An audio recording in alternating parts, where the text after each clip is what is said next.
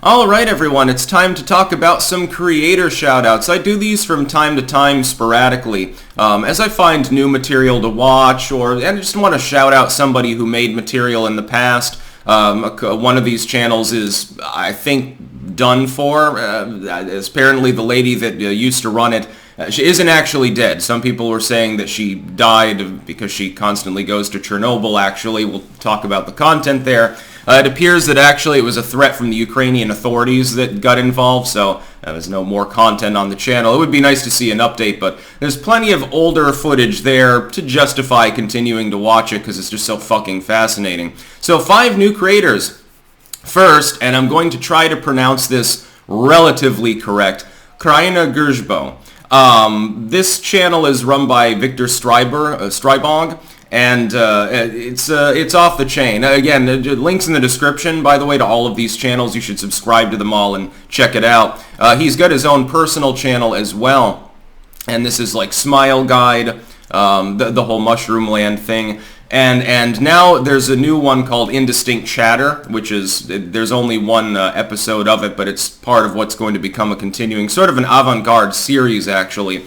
A lot of retro references, a lot of creepy sort of, you know, what you'd expect on X, creepypasta or something, stuff there. Actually, I did order a Maggie the Squirrel plushie just because I couldn't help myself. It's in Rutland, so I can't wait to show that off because I find it hilarious. Excellent, comfy material. If you're into sort of retro material and you like the artistic side thereof, you're going to really enjoy this channel. I'm subscribed that Strybog doesn't have many more subscribers than he does with this content. I've been watching it for years, actually.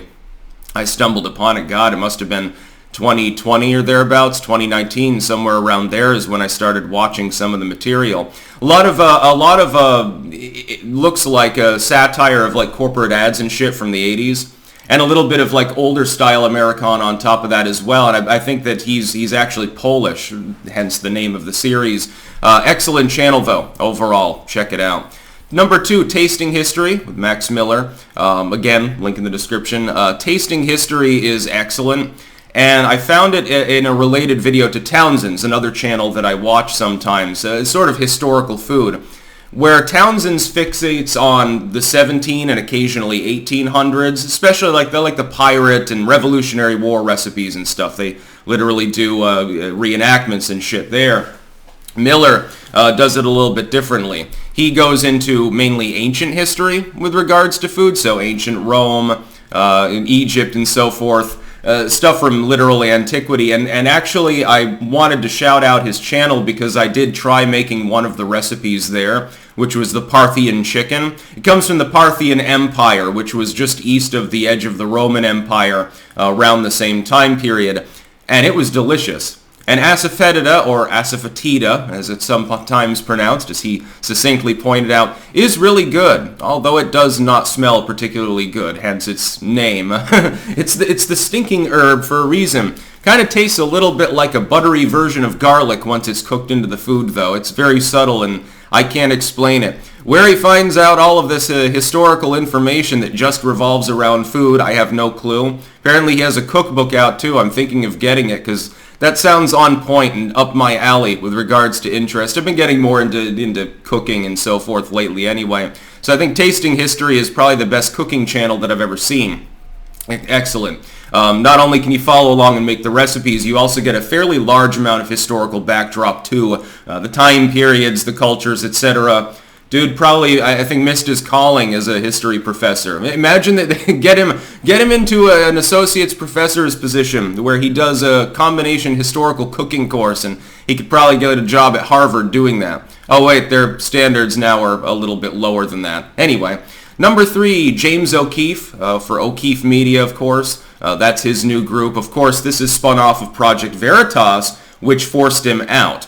I still deeply oppose that move. I think that it was a mistake. That's number 1. And O'Keefe is doing a good job, number 2. And number 3 also, he's gone down the route of humor. Whereas Project Veritas mainly is known for the very, like the boardroom style expose. So here, we've gone in with this person working for us. They've gotten footage of this politician saying terrible things or something. It can be amusing at times, but mainly it's fairly dry. It's very academic.